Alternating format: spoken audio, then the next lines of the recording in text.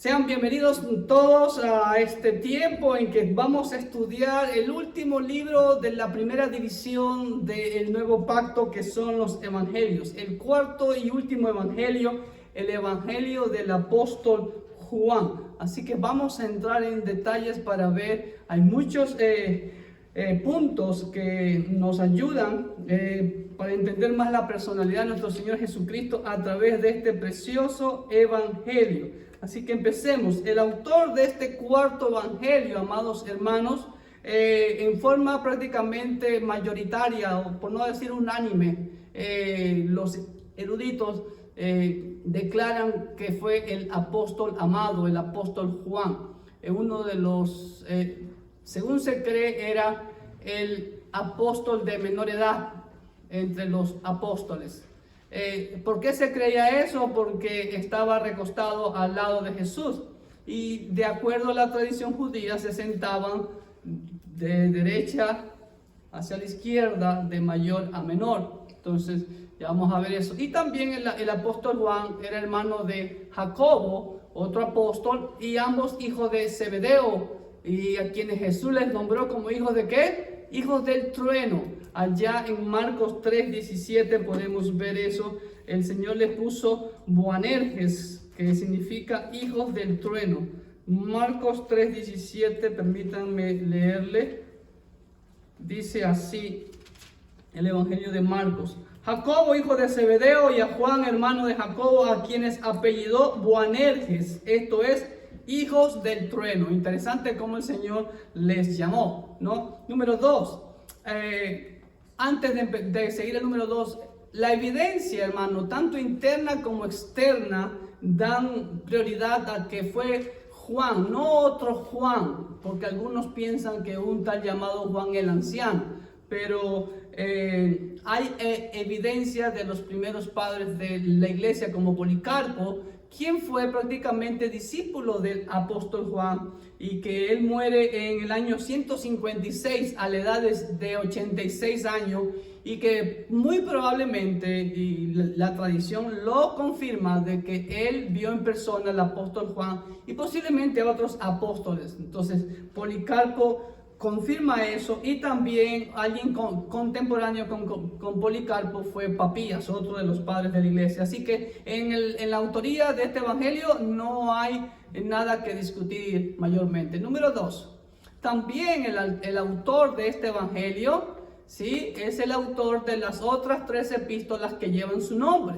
y también el libro de Apocalipsis.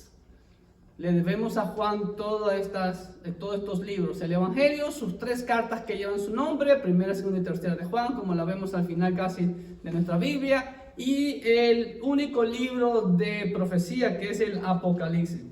Ahora, Juan y Jacobo, su hermano, al igual que Pedro y Andrés, hermanos, ellos pertenecieron al grupo más íntimo del Señor Jesucristo.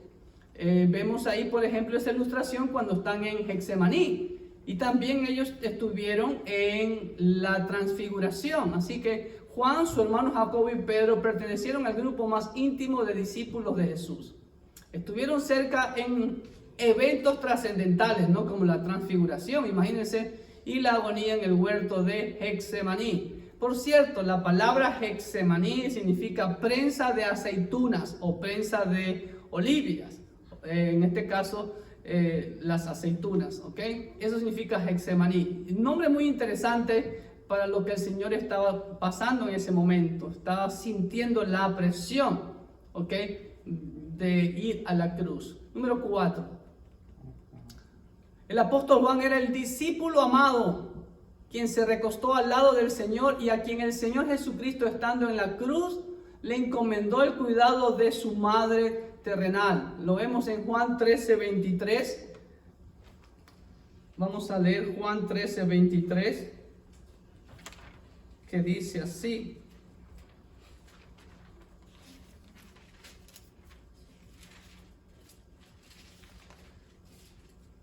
y uno de sus discípulos, al cual Jesús amaba, estaba recostado al lado de Jesús.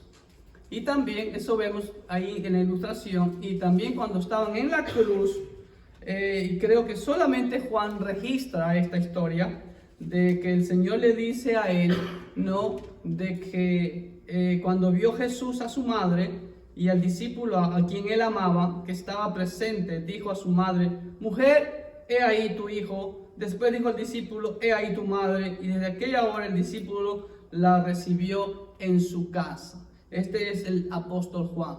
Muy bien, número 5. Aquí vemos también algo muy interesante. Juan aparece con Pedro en la primera parte del libro de Hechos. Acuérdense de la famosa puerta la hermosa.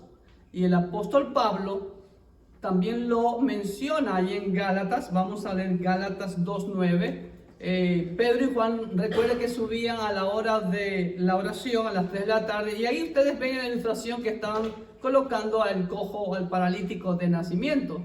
Y ustedes ven de espaldas, abajo a su derecha, Pedro y Juan llegando ahí, y ustedes saben el resto de la historia, ¿no? Entonces, Pedro y Juan lo vemos en la primera parte del libro de Hechos.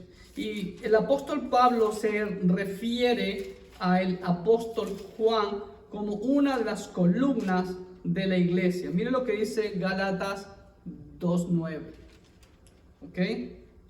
Dice así, y reconociendo la gracia que me había sido dada, Jacobo, Cefas y Juan, que eran considerados como columnas, nos dieron a mí y a Bernabé la diestra en señal de compañerismo, para que nosotros fuésemos a los gentiles y ellos a la circuncisión.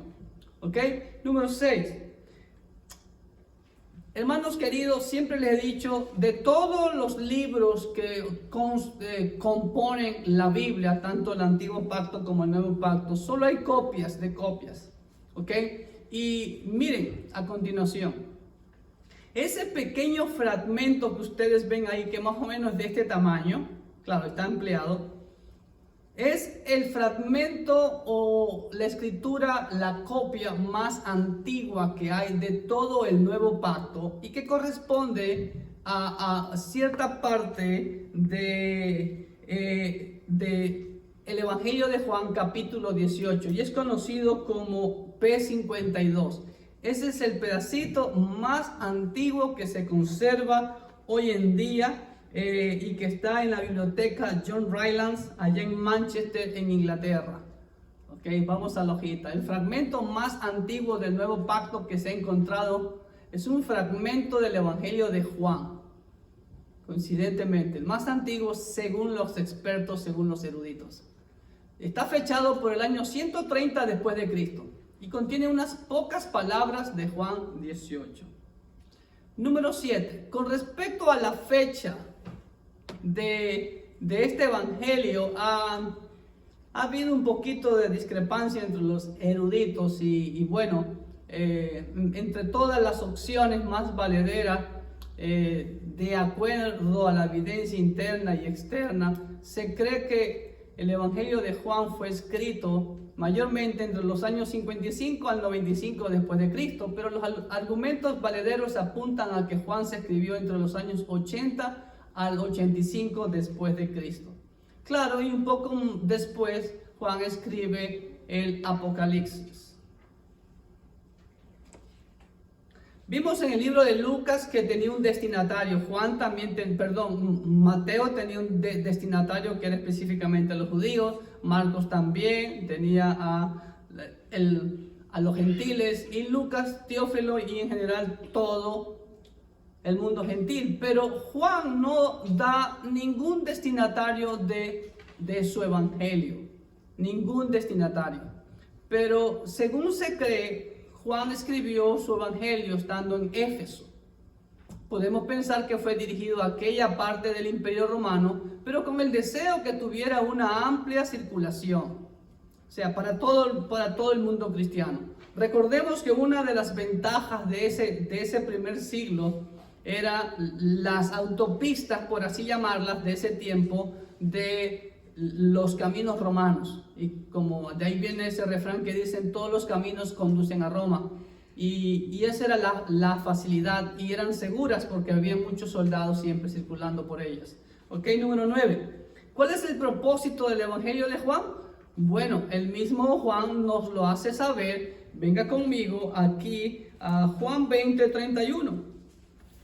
Juan 20:31 dice claramente cuál es el propósito.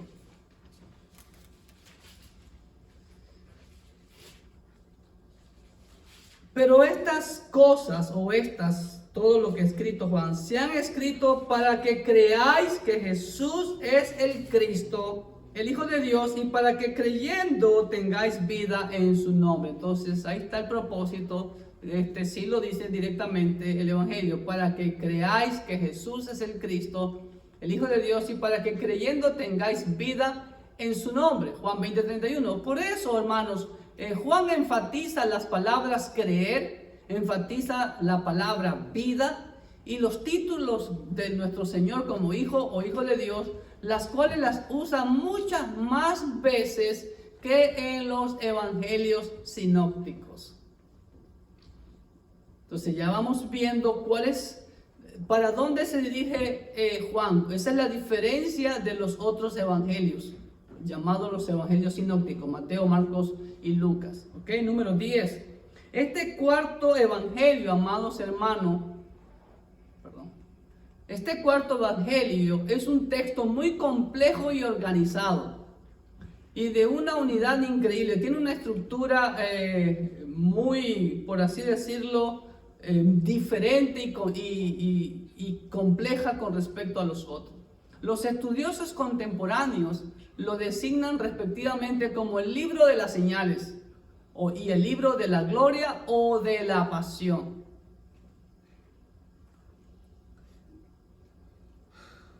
Vimos que Mateo y Lucas dieron genealogías, pero al igual que Marcos, Juan no da ninguna genealogía. Juan no presenta genealogía. Y algo curioso en el Evangelio de Juan, diferente de los otros 3 evangelios sinópticos, es que no aparece ninguna parábola de nuestro Señor Jesucristo. No hay ninguna parábola en el Evangelio de Juan. Entonces vemos que Juan definitivamente escribió luego de los otros evangelios, ¿no? Ya estaba escrito, entonces él se enfocó más en la deidad de Cristo Jesús. ¿Ok? Número 12, como ya lo vimos, para que creáis que Jesús es el Cristo. Número 12. Solamente en Juan, hermanos queridos, encontramos los famosos 7 yo soy de Jesús. Yo soy la vid verdadera. Yo soy el camino, la verdad y la vida, Juan 14:6.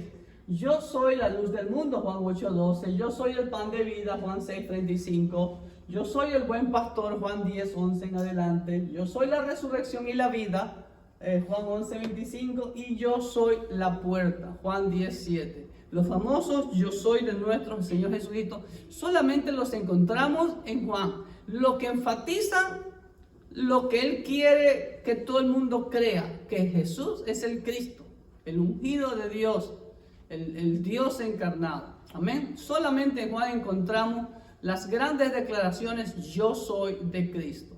Ahí están todos los pasajes. También en Juan encontramos las solemnes afirmaciones de cierto te digo. 25 veces aparece esa afirmación. Amén, amén. Lo que quiere decir, de cierto, amén, amén. ¿Ok? 25 veces. De cierto te digo, aparece en Mateo 30 veces, en Marcos 14 veces, en Lucas 6 veces. Pero solamente en Juan es que aparece de cierto te digo. O sea, doble énfasis en el amén. ¿Ok? Y solo Juan habla de la gran controversia entre Cristo Jesús y sus enemigos, que son prácticamente 5 capítulos que Juan enfoca esta adversidad. Número 13. Un enfoque que siempre hago en la Biblia es encontrar la palabra clave a la cual el Señor nos llamó. Nuestra primera obediencia es convertirnos en discípulos. La palabra discípulo, como ya hemos visto, aparece 239 veces en los 4 evangelios, pero aparece 80 veces en Juan. Miren, más que en los otros evangelios. En Mateo se los he puesto ahí en sus hojas. Mateo aparece 76 veces la palabra discípulo, 45 veces en Marcos y 38 veces en Lucas. Pero ustedes ven Juan, ahora, si usted compara el evangelio de Mateo, es más grande que el de Juan. ¿Sí ve? Y a pesar de eso, Juan hace hincapié en la palabra discípulo, que el creyente en Cristo tiene que convertirse inmediatamente. ¿Ok? Y la palabra creyente no aparece en los evangelios sinópticos y solamente aparece una vez en Juan 20:27, cuando el Señor le dice a Tomás que no sea incrédulo, sino que sea creyente. Pero esa palabra creyente es en el aspecto de que hubiera creído cuando le contaron que Jesús apareció en medio de ellos. ¿Ok? Pero si ven, prácticamente la palabra creyente no existe en los evangelios. ¿Por qué? Porque el énfasis de nuestro Señor es que seamos primeramente discípulos, luego maestros y luego hacedores de discípulos. Esa es la meta a la cual cada uno de nosotros debe de alcanzar, ser reproductor de discípulos. Amén. Número 14. El evangelio de Juan, más que los otros evangelios, dedica, hermanos queridos, miren, 5 capítulos del momento de Jesús con sus discípulos en el aposento alto. Usted ve los capítulos 13 al 17, vemos esa intimidad de Jesús con sus discípulos que no la vemos en los otros evangelios sinópticos. Aquí Jesús dedica tiempo, Juan, a enfocarse en eso. 5 capítulos, muy interesante ver eso, que no los vemos en los otros evangelios. Y cuando ya comienza el capítulo 18, dice, después de esto se levantaron y atravesaron el torrente de Cedrón para llegar al huerto de Getsemaní. ¿Se dan cuenta? Recién en el 18 ya empieza el relato de que han llegado al huerto de Getsemaní. Solamente en el aposento alto, por eso puse la ilustración ahí. Esa intimidad, Jesús en sus últimos momentos preparando a sus discípulos. Número 15. Asimismo, hermano, Juan es el único de los evangelios que hace énfasis en la obra del Paracleto. ¿Qué es el Paracleto? Ya ustedes pueden darse la idea, miren la ilustración, ¿ok? La obra del Espíritu Santo, el otro consolador. Y ahí están los pasajes que hablan de eso. No significa que los otros evangelios no nombran o no hablan del Espíritu Santo. Todos hablan del bautismo de Jesús, que el Espíritu Santo vino sobre él. Pero específicamente Juan hace énfasis en la obra del Paracleto, el otro consolador que el Señor lo iba a enviar y que era necesario que él se vaya para que el otro consolador, ojo, por eso vemos la persona del Espíritu Santo. Ok, 16. Juan aporta mayor profundidad al ministerio de Jesús que los otros evangelios, omitiendo muchos detalles de los otros evangelios, como ustedes ya se han dado cuenta. Hace hincapié en detalles que los otros apenas mencionan. Por ejemplo, usa el verbo creer 98 veces. Usa el verbo creer. La palabra amor aparece 57 veces en Juan. El mundo 78 veces. Los verbos asociados en enviar, como es pempo y apostelo, aparecen 60 veces. Si ven, Juan hace mucho énfasis en el propósito de la salvación del creyente. Discípulo y ser enviado hasta lo último de la tierra. La palabra Padre, la mayoría es en referencia a Dios Padre. Miren, aparece 137 veces en el Evangelio de Juan. Si ven la diferencia, si ven la riqueza que hay en todos los evangelios. Entonces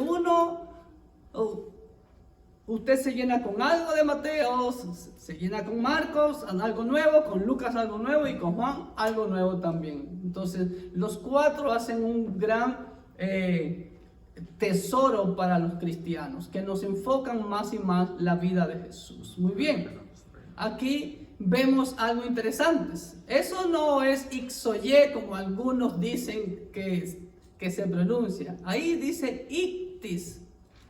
La palabra ictis es griega y significa pez, pero eso es un acróstico que significa Jesús Cristo Theos huios sotero. Jesucristo, Hijo de Dios, Salvador. ¿Ok? Vamos al punto 17. La presentación que hace Juan de la identidad de Jesús es el elemento central de los elementos característicos de este evangelio. La palabra Cristo aparece 20 veces en Juan, más que en los otros evangelios. En Mateo aparece 18 veces la palabra Cristo. Y hago hincapié, Mateo es más grande que Juan. Mire, en Marcos aparece 9 veces la palabra Cristo y en Lucas aparece 12 veces la palabra Cristo. En el Evangelio de Juan vemos la frase, la hora viene y ahora es, ¿no? Dando énfasis a que ahora, y la palabra ahora, ya vamos a ver, me he quedado sorprendido de cuántas veces aparece en el Evangelio de Juan. Lo que da énfasis a que el goce presente de la vida eterna y de las bendiciones escatológicas. Hermano, en el momento en que usted y yo entregamos nuestras vidas a Cristo Jesús, hacemos el pacto con Dios a través de Cristo Jesús, desde ese momento ya estamos gozando la vida eterna. Ya estamos sentados, como dice Pablo, en los lugares celestiales con Cristo Jesús. Amén. Donde la palabra hora, ¿sí?, de tiempo, aparece 24 veces. En Mateo aparece 23 veces. En Marcos aparece 11 veces. En Lucas aparece 16 veces. Esos datos no los tienen en sus hojitas. Y la palabra ahora en Juan, mire, aparece 37 veces, mucho más que los otros evangelios. En Mateo solo aparece 11 veces, ni a la mitad le llega. En Marcos solo 4 veces la palabra ahora. Y en Lucas aparece 15 veces, ni a la mitad llegan cada uno de ellos, ¿ok? Entonces vemos el énfasis que hace Juan en que las bendiciones de Dios ya las estamos gozando. Claro que sí, porque tenemos paz para con Él, ¿no? Estamos bendecidos, que nos cuida, etcétera, etcétera, etcétera, etcétera. 19. Este es el evangelio que mejor recoge, escuche bien, la lentitud y la torpeza, dice uno de los comentarios, de la gente con la que los contemporáneos de Jesús, con la gente que estaba alrededor de Jesús, incluyendo sus propios seguidores, fueron entendiendo a Jesús. Recuerde que a los discípulos les costó hasta el final aún verlo resucitado, listo para ascender a los cielos. Le hacen la pregunta, ¿restaurarás el reino de Israel en este tiempo? ¿Se dan cuenta? Aún eran lentos, torpes para entender que Cristo Jesús era el Mesías. ¿Ok? Número 20. Otras palabras características del Evangelio de Juan enfatizan más que los otros evangelios son verdadero, que aparece 20 veces en el Evangelio de Juan, la palabra verdadero. En Mateo no aparece ni una sola ocasión la palabra verdadero. En Marcos solo una ocasión, al igual que en Lucas, imagínense. En Juan 20 veces. La palabra verdad aparece 36 veces en Juan, pero en Mateo aparece 15 veces, en Marcos 10 veces y en Lucas 14 veces. Ya vimos la palabra amor, ¿no?, que aparece más en el Evangelio de Juan. La palabra testimonio aparece 40 veces y la palabra mundo 79 veces, muchísimo más. Mire, la palabra testimonio, hermanos queridos, en Juan aparece ¿cuántas veces? 40. En Mateo 7 veces solamente, en Marcos 9 y en Lucas 6, pero en Juan 40 veces. ¿Qué significa eso? Dios nos quiere mostrar algo, la importancia del testimonio nuestro, la importancia para que el Señor sea glorificado. La palabra mundo también aparece muchísimas más veces. La palabra griega para mundo es cosmos. Aparece 79 veces en Juan. Interesantísimo que en Mateo solo aparece 11 veces la palabra mundo. En Marcos aparece 3 veces y en Lucas 4 veces. ¡Wow!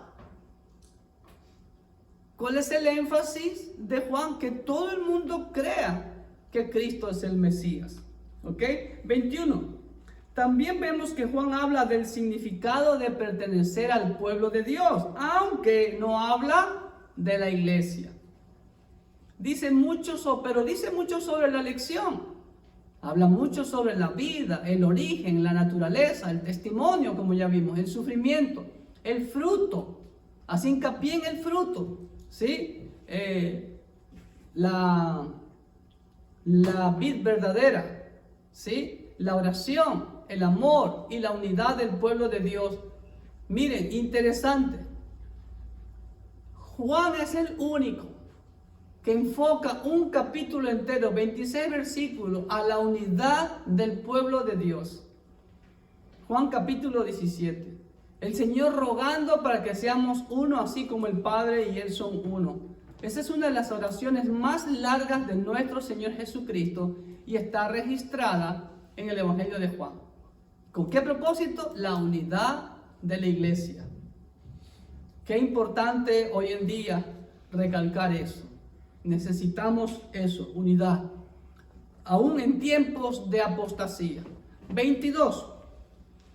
Juan, más que los otros evangelios, hace un marcado énfasis, como ustedes pueden ver ahí, en los adversarios de nuestro Señor Jesucristo.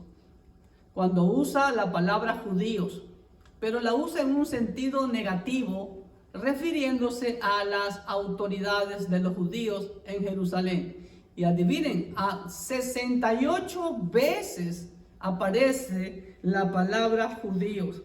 Interesantísimo. Mateo solo menciona 4 veces la palabra judíos. Marcos solo 6 veces y Lucas 4 veces. Y imagínense la diferencia abismal de Juan. 68 veces. En donde vemos nuevamente que los encargados de dirigir espiritualmente al pueblo, los encargados o los principales que deberían de reconocer a Cristo Jesús, fueron sus adversarios. Y hoy en día sucede lo mismo. Número 23. Juan usa muchas imágenes comunes en su cultura. Especialmente destaca el contraste entre la luz y las tinieblas, común en los rollos del mar muerto. La frase también, esta figura arriba y abajo, la cual es común en la literatura apocalíptica judía, y otras imágenes por el estilo, como ya vimos los yo soy, por ejemplo. ¿Ok? No es algo literal, sino simbólico. 24. Miren, solamente Juan, el Evangelio de Juan, hermanos, ustedes pueden ver ahí el arresto de Jesús. ¿Ok? Ahora, muy interesante, dice la Biblia, vamos a leerlo en el capítulo 18. Déjenme darle todo el texto. Solamente Juan relata el incidente cuando los soldados y alguaciles del templo, cuidado, no eran soldados romanos. El templo también tenía sus soldados y alguaciles, acompañados por Judas Iscariote, fueron a apresar a Jesús y Jesús se les adelanta y les pregunta: ¿a quién buscáis? Vamos a ver literalmente el 18 de Juan, versículo 3 al 6. Dice: Judas pues, tomando una compañía de soldados y alguaciles de los principales sacerdotes y de los fariseos, ¿se dan cuenta?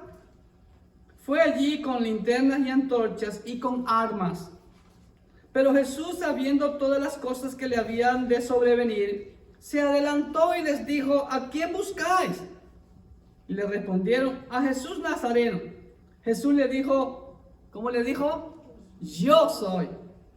¿Usted sabe lo que quiso decir? Yo soy. Se estaba refiriendo a que él era Dios. Él era Dios, el famoso yo soy. Y estaba también con ellos Judas, el que le entregaba. Cuando Jesús les dijo yo soy, retrocedieron y cayeron a tierra. Hermano, es la única escena en todo el nuevo pacto en que se ven que la gente cae para atrás, valga la redundancia. Y los que caen para atrás no eran seguidores de Jesús, eran enemigos de Jesús. Así que saque sus propias conclusiones de lo que vemos a veces en ciertas iglesias. ¿Ok? Lo mismo también fue profetizado en Isaías 28:13, que los rebeldes van a caer para atrás. Así que cuidado con lo que vemos. ¿Ok? Por eso todo hay que llevarlo a la luz de la Biblia. 25.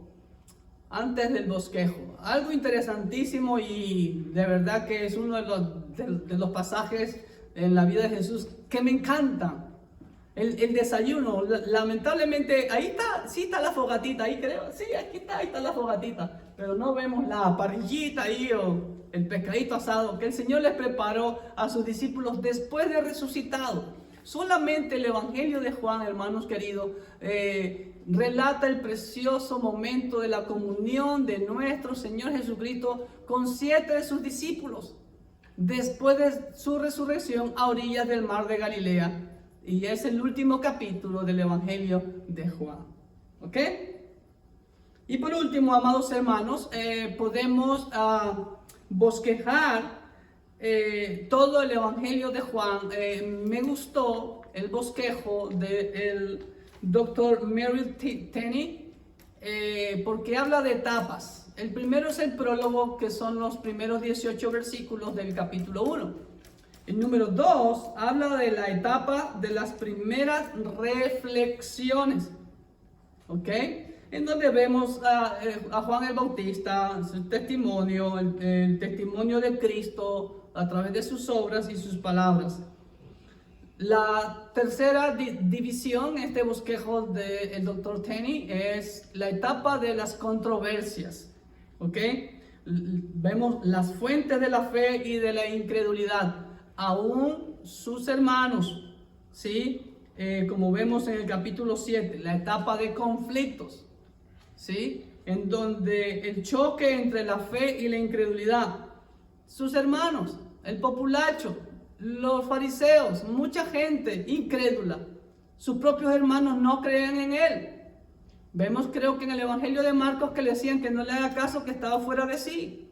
¿Me entiende? No le creían. Esa es la etapa de los conflictos. Número 5, etapas de crisis, en donde se declaran realmente quiénes son sus seguidores y quiénes son realmente los que lo rechazan. ¿Okay? Que van de los capítulos 11:54 a 12:36a. Número 6, la etapa de conversiones íntimas.